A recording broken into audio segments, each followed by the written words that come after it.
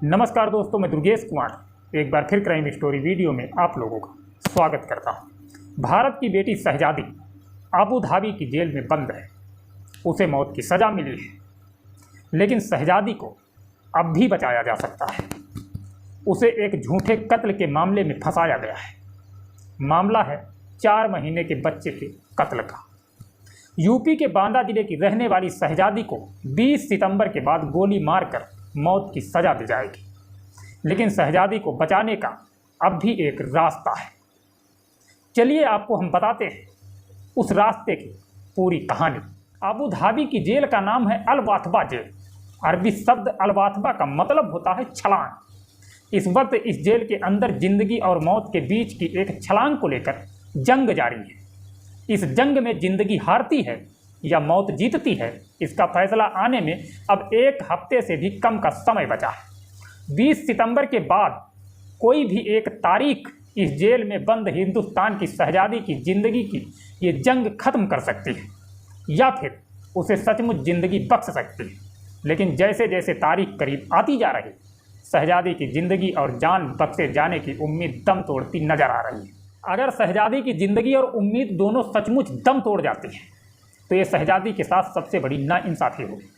मोहब्बत में धोखा खाई, धोखे से अबू धाबी ले जाएगी। अबू धाबी में इलाज के नाम पर धोखा खाया, धोखे के हाथों बेची गई, धोखे में घर की नौकरानी बनी और फिर उसी धोखे और फरेब ने उसे कातिल बनाकर छोड़ा। अब ऐसे में इतने सारे धोखों के बीच अगर बेकसूर और बेगुनाह शहजादी की गोली मारकर मौत की सज़ा दी जाती है तो ये कैसा और कहाँ का इंसाफ होगा। जी हाँ, ये यूपी के उसी बांदा जिले की शहजादी है जो 19 दिसंबर 2021 को अबू धाबी भेजी गई। भेजी क्या, बेची गई थी अपने ही प्रेमी उजैर के हाथों। तब शहजादी 8 साल की थी जब किचन में खौलता हुआ पानी चूल्हे से उसके चेहरे पर गिर पड़ा था। चेहरा और शरीर का कुछ हिस्सा जल गया था, लेकिन शहजादी ने हिम्मत नहीं हारी। इसके बाद भी अपनी पढ़ाई लिखाई पूरी की, कॉलेज पास किया, गरीबों और बेसहारा लोगों की मदद के लिए रोटी बैंक नाम के एक NGO से जुड़ गई। शहजादी का एक ही सपना था, वो इतना पैसा कमा ले कि प्लास्टिक सर्जरी के जरिए अपने चेहरे को ठीक करा ले। बेचारी इसी कोशिश में लगी थी, तभी 2020 आया, कोरोना लाने वाला वही मनहूस साल। कोरोना ने सबको घरों में समेट कर रख दिया। इसी सिमटी हुई दुनिया में मोबाइल के जरिए शहजादी की मुलाकात सोशल मीडिया पर आगरा के रहने वाले उजैर से हुई। उजैर ने शहजादी को उसके उस झुलसे हुए चेहरे के साथ अपनाने का वादा किया। फिर साल 2021 आया। उजैर ने शहजादी को उसके चेहरे का इलाज करने के नाम पर उसे अबू धाबी जाने के लिए राजी कर दिया। करीब 90,000 और कुछ जेवर शहजादी लेकर अबू धाबी पहुँच गई। अबू धाबी में उजैर ने उसे फूफा और फूफी के घर भेज दिया। फूफी नाजिया अबू धाबी की अल नहायना यूनिवर्सिटी में प्रोफेसर है। वहाँ जाने के बाद शहजादी को पहली बार उजैर और उसकी बेवफाई का एहसास हुआ। दरअसल नाजिया ने एक बच्चे को जन्म दिया था, उसे घर में एक काम वाली चाहिए थी। नाजिया ने आगरा में रहने वाले उजैर को ये बात बताई। उजैर ने शहजादी को झांसे में लिया और करीब 1.5 लाख रुपए में शहजादी को अपनी फूफी के घर नौकरानी बनाकर भेज दी। शहजादी पढ़ी लिखी थी, कुछ दिनों में ही उसे सच्चाई का एहसास हो चुका था। अब वो खुद अपनी नौकरी करना चाहती थी ताकि पैसा कमाकर चेहरा सही करा सके। वो बार बार नाजिया से बाहर नौकरी करने के लिए इजाज़त मांग रही थी, पर नाजिया इतनी सस्ती घरेलू नौकरानी को छोड़ना बिल्कुल भी नहीं चाहती थी। इसी बीच नाजिया के घर में एक हादसा हो गया। 6 दिसंबर 2022 को नाजिया के 4 महीने के बच्चे को टीका लगा था, पर टीका लगने के कुछ ही घंटे बाद उस बच्चे की मौत हो गई।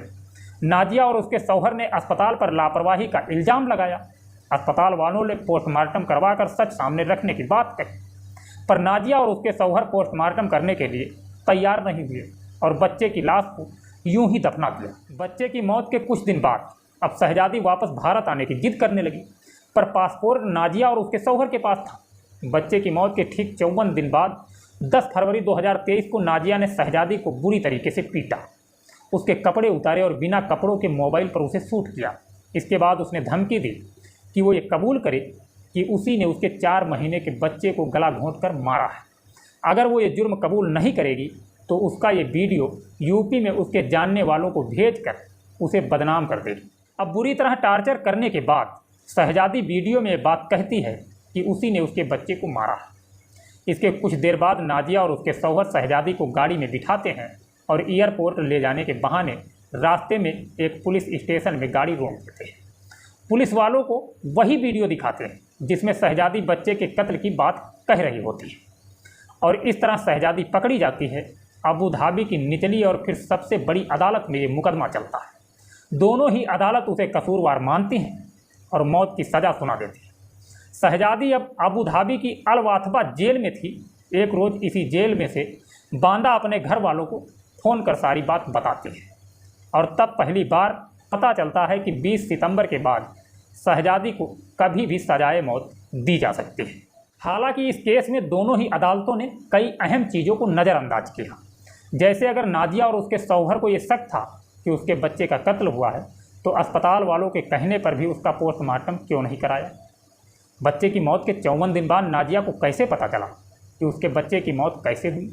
बच्चे की मौत की असली वजह क्या थी, ये अदालत चाहती तो आसानी से पता कर सकती थी, क्योंकि बच्चे की लाश अबू धाबी में ही दफनाई गई। लाश को कब्र से दोबारा निकालकर पोस्टमार्टम के जरिए अब भी उसकी मौत की वजह का पता लगाया जा सकता था, लेकिन ऐसा कुछ नहीं हुआ। इतना ही नहीं, गरीब शहजादी को वहाँ ढंग से कोई वकील भी पैरवी करने के लिए नहीं मिला। अब सवाल ये है कि मुश्किल से हफ्ता भी नहीं बचा है, तो क्या अब भी शहजादी की सजाए मौत माफ़ हो सकती है या रुक सकती है? तो जवाब है यकीनन ऐसा हो सकता है। शहजादी की जान अब भी बचाई जा सकती है। अब किस्मत का खेल देखिए कि हिंदुस्तान की शहजादी की जान अगर कोई बचा सकता है तो हिंदुस्तान का ही एक परिवार, यानी अबू धाबी में रहने वाला आगरा का नाजिया का परिवार। नाजिया चाहे तो शहजादी की जान बचा सकती। कैसे? आइए आपको पूरा तरीका हम बताते हैं। दुबई में रहते हैं एसपी सिंह ओबराय। पंजाब के रहने वाले ओबराय दुबई के एक बड़े बिजनेसमैन हैं। अपेक्स ग्रुप ऑफ कंपनीज के मालिक, कंपनी के साथ साथ ये एक जाने माने सोशल वर्कर भी हैं। सरबत दा भला चैरिटेबल ट्रस्ट के नाम से एक ट्रस्ट चलाते हैं। 2010 में एसपी सिंह ओबराय की ज़िंदगी तब पूरी तरह पलट गई जब उन्हें खबर मिली कि शारजाह में आपसी झगड़े में एक पाकिस्तानी नागरिक के कत्ल के इल्ज़ाम में हिंदुस्तानियों की मौत की सज़ा दी गई।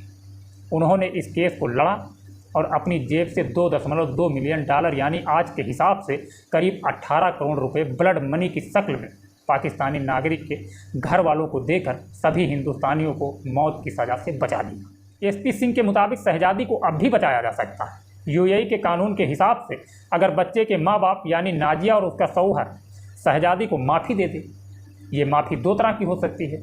एक वो शहजादी को सीधे सीधे माफ़ कर दे, या दूसरा माफ़ी के बदले ब्लड मनी ले ले, यानी एक ऐसी रकम जिसे लेने के बाद वो शहजादी को माफ़ी देने के लिए राज़ी हो जाए। यूएई में एसपी सिंह के ट्रस्ट में मौत की सज़ा पाए अब तक कुल 142 लोगों को ब्लड मनी दिलवाकर उनकी जान बचाई जा चुकी है। 142 लोगों में से 82 भारतीय हैं।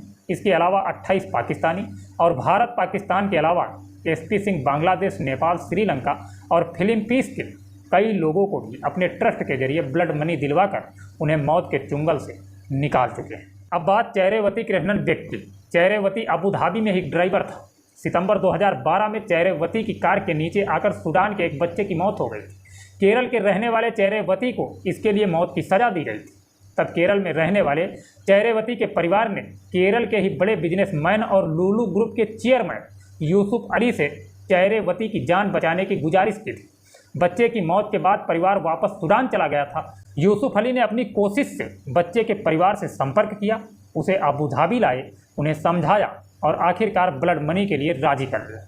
यूसुफ अली ने ब्लड मनी के तौर पर बच्चे के माँ बाप को अपनी तरफ से 5 लाख दिरहम यानी करीब 1.25 करोड़ रुपए दिए, जिसके बाद जून 2021 में 9 साल जेल में गुजारने के बाद चेहरेवती को रिहा कर दिया और वो वापस अपने घर केरल पहुंच गया। दरअसल यूएई में शारजाह और अबू धाबी में शरिया लॉ है, दुबई में नहीं है। शरिया कानून के हिसाब से ब्लड मनी के तौर पर एक तय रकम मरने वाले के परिवार को देकर सजाए मौत पाने वाले को मौत की सज़ा से बचाया जा सकता है, पर इसके लिए ज़रूरी है कि जिस शख्स का कत्ल हुआ है उसका परिवार ब्लड मनी लेकर या बिना ब्लड मनी कातिल को माफ़ी दे दे। माफ़ी देने का हक सिर्फ उसी को है। जैसे शहजादी के केस में शहजादी को मौत से अगर कोई बचा सकता है तो नाजिया और उसका शौहर है, क्योंकि इन दोनों ने शहजादी पर अपने बेटे के कत्ल का इल्ज़ाम लगाया है। एसपी सिंह ओबराय के मुताबिक अगर शहजादी को बचाने के लिए ब्लड मनी तक की बात आती है तो उनकी संस्था इसमें से मदद कर सकती है। इस बीच अरबियन टाइम्स ने भी यूएई सरकार से शहजादी के लिए रहम दिखाने की अपील की। अरबियन टाइम्स ने इस अपील में ये भी कहा है कि शहजादी धोखे और मानव तस्करी का शिकार हुई। खैर, इस घटना और वीडियो से हम लेना चाहेंगे इजाज़त। मिलेंगे नेक्स्ट वीडियो में। जय हिंद, जय भारत।